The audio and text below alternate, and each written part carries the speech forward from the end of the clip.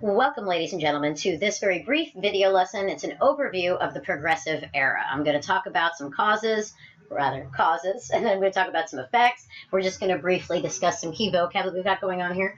My cat Arbus is very excited to be here with us. She's very interested in the progressive era, so you might see one or both of my kitties floating back and forth during this lesson, but hey, you know, who doesn't love a cute little kitty?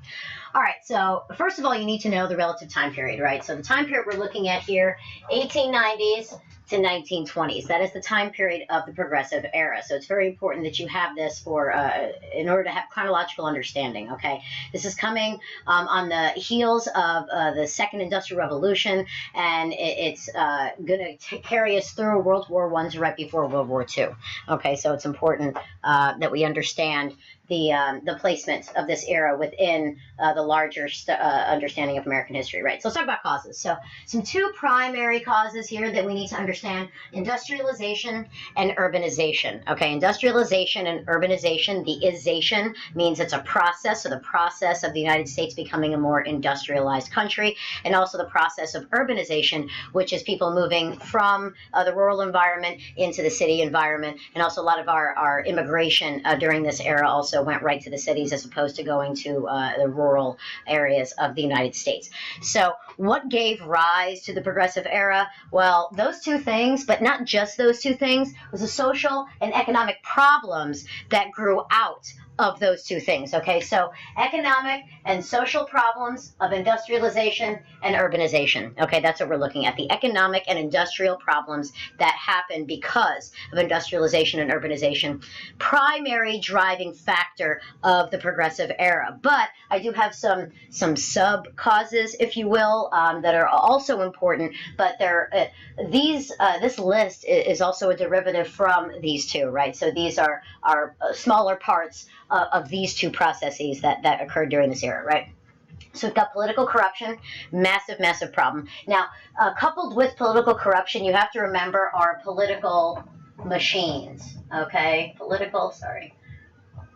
Machines, okay? Those were part, and that's a key vocab word right there. So political machines were a part and parcel of that political corruption. You have discrimination, both racial and gender-based. All right, now that it was thought of as a problem initially, but over the course of the progressive era, you're going to see how some so-called self-identified progressives are going to pursue policies that discriminate on the basis of either one of those two or both of them. So, but that was one cause for this. The concept of laissez-faire economics, the idea of just leave it alone, let well enough alone, minimal government interference, if any government interference. So basically, industry was allowed to grow and control American society unchecked. All right, and this resulted in a lot of these economic and social problems that that we're going to talk about in greater detail in class. Okay, so corporate greed was a major problem. These big industrial robber barons, they called them, these big time industrial tycoons who had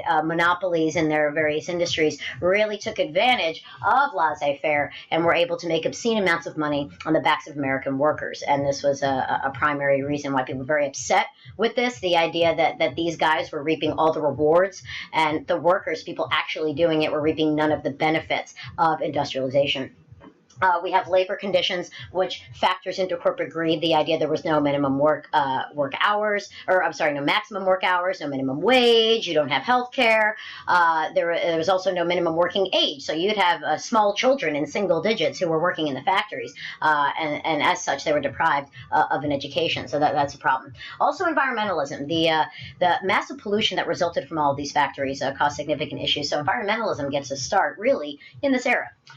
So let's shift gears now. I'm going to kind of turn this this computer a little bit to focus on the effects a little bit more, and then we're going to look at vocab. Okay, so I am sorry the pink is a little bit difficult to see, but I'm going to try to explain that for you. So what were the effects of the progressive era? Well, number one, we've got protections for workers. All right, this is the beginning of the state and local governments actually regulating industry, and also the birth of unions. Okay, so it wasn't just the government was just good, altruistic, and they were just doing this out of the goodness of their heart. If it weren't for unions, labor unions, that is, we wouldn't have been able to achieve these protections. So increased protections for workers, also increased consumer protections from big industrial giants, right? Women's suffrage also. Those are the three big ticket effects, all right? Women finally achieved the right to vote. So three big ticket effects of progressivism, or the progressive era, rather. And then we have these other sub-effects down here. So we passed several amendments. We passed the 16th, the 17th, the 18th, and the 19th Amendments. I'll talk about what those are specifically in class, but you should be aware that these amendments were passed. Okay, so the 16th, 17th, 18th, and 19th Amendments, four big amendments passed during this era. We also have the FDA, the introduction of the Food and Drug Administration, right? So that's an important thing. We have the Clayton Antitrust Act, which helped protect against these industrial giants from consolidating all that power, because consolidation of power is bad for Republican governments, right? Pardon me. And we also have, this is a very negative effect. This is not good times, so I'm going to draw a little unhappy face there. Bad times. Social Darwinism gave rise to this idea of eugenics, the idea that we should try to breed people just like we breed animals, like cattle or dogs, which is horrific. It's incredibly racist, incredibly xenophobic. It is not a nice, positive, inspiring idea that comes out of American history. It was quite disgusting. I really don't have the words to describe it adequately, the level of awfulness that social Darwinism and eugenics reached. But we will discuss this more in class. We're going to read some primary sources. But I just wanted to give you a big picture overview of this era. All right, so you should come to class prepared with questions. I hope you learned what you needed to, and I will see you next time.